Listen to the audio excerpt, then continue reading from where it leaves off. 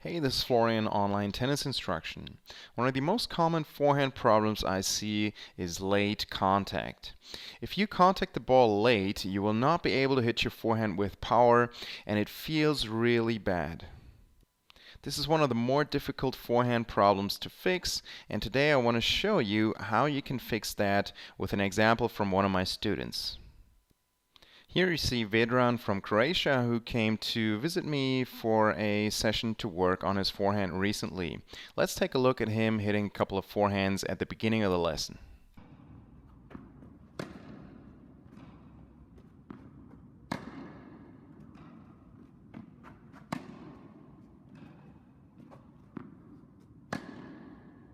So Vedran was consistently contacting the ball late, and he really lacked power.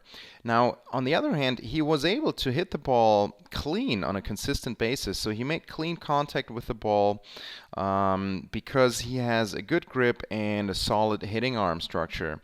But he was not able to hit with a lot of power. Let's take a look in slow motion here. And I want to show you the late contact point right now.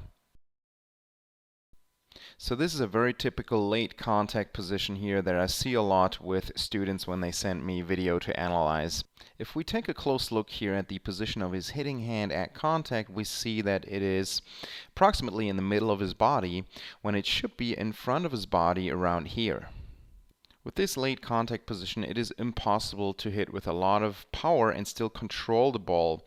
If he would have tried to really accelerate the racket with this late contact point, he would have completely lost control of his shots. And if you contact the ball late, then you probably know that feeling of losing control once you try to hit the ball harder.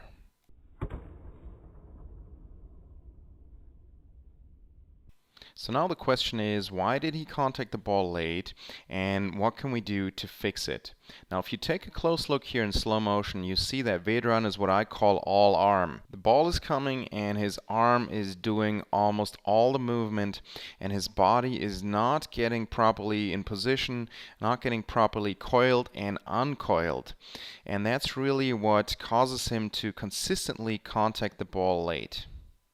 This is a very common problem, and that's why I decided to make a video for you here and show you how you can fix that.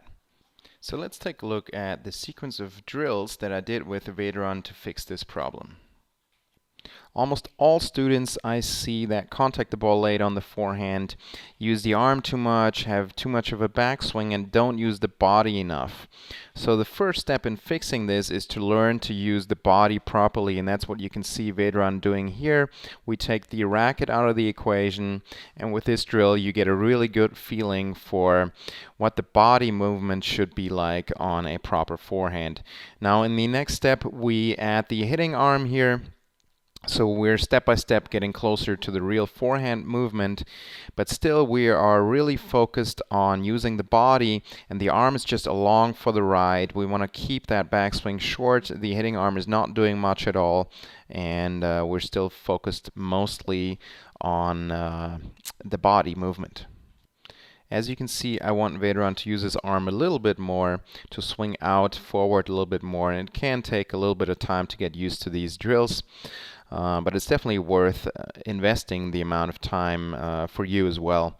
So now I'm adding the racket here. I'm demonstrating that for him. And again, the backswing is short. The arm is not doing much. We're really focused on the body movement. Vedran is doing a good job here on keeping the backswing shorter, using his legs, but he's not really swinging out forward enough with the racket extending. That concept is called extension. That's what I'm showing him here. So now we're trying to add that as well in this shadow movement here. At this point it's starting to look better. He's starting to get the feel for it, and we will move on here in a second to where he can start hitting some balls. When you're trying to fix something like a late contact point on a forehand, you definitely have to go through these progressions, and you have to first learn to correct that problem without the ball, and then slowly, step by step, with the ball. This is definitely not an easy problem to fix. Now in the second step, Vedran needed to start hitting some balls, and the way we do that is with drop hitting, where he tosses the ball himself. And this is a very important step in the progressive system to fix technical problems. We want to keep it as controlled as possible, and here he can actually really focus on tossing the ball in front, which will force him to contact the ball out in front.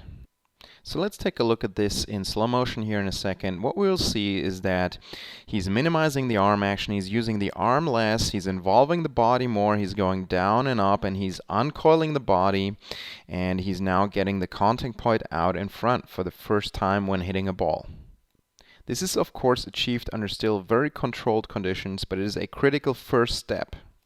Vedran now has an idea of what it feels like to contact the ball out in front. This, of course, feels much better, and this will increase his motivation to keep going and to manage to accomplish the same thing while rallying at full speed. Now we continued the lesson and went through several steps of the progression where I'm hand feeding him balls, feeding from the basket with 2 bounces, and so forth. What I want to show you now here is Vedran hitting some shots towards the end of the lesson. If you pay close attention, you can see that his swing is a bit shorter, he's using his body more, and he's contacting the ball further out in front than at the beginning of the lesson. There's of course still a way to go until he can hit like this in a match, but he's now well on his way towards a much better forehand with more power and a contact point out in front. Let's take a look in slow motion now.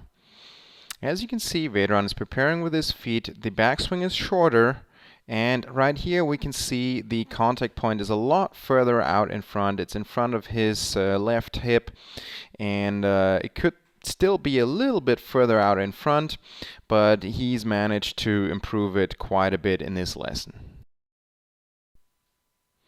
Let's take a look at one more shot here. Pay close attention now. He's setting up his feet, and now he's keeping the backswing short. You can see that by the position of his hitting hand here. He also loaded up his legs, so he's using more the body to go down and up and generate power with the body instead of with the arm. We can also see that now as he uncoils, he's really using the body to accelerate the racket. Of course, he doesn't manage to hit the ball out in front on every single shot now. This is a typical process where sometimes you still fall back into old habits. And right now we'll see a shot where the contact point is a bit late again. You can see that right here. But of course, a lot of the shots he now hits the ball out in front. He knows what it feels like, and he knows what he needs to do in order to hit the ball out in front. So if you contact the ball late on your forehand, you can try exactly the drills that we did here in this lesson. You can start with the shadow movements involving the body more, shortening the backswing, and then uncoiling the body. You want to go down and up with the body. Really focus on using the body properly, and then you can do the drop hitting just as we demonstrated in this lesson. And even if you don't contact the ball late on your forehand, you will benefit from doing this sequence of drills. If you want to work on your forehand with personalized feedback in the same way you just saw, you can now do that with private lessons from an OTI certified instructor. My friend and colleague Nadim Nasser is the first OTI certified instructor, and he now offers private lessons according to the OTI methodology year-round in sunny Miami, Florida. When you work with Nadim, you'll get state-of-the-art instruction with instant video feedback on the court. Nadim has helped me with several clinics, and he's been teaching the OTI methodology for several months now successfully in Miami. Nadim's students are extremely happy with the results so far. Alex says, "Thanks again for a really fantastic lesson. I'm really pleased. I honestly wasn't expecting to be hitting the serve so much better right away. It's pretty awesome." To find out all the details about taking private lessons with Nadim in Florida, simply click the link inside this video right now.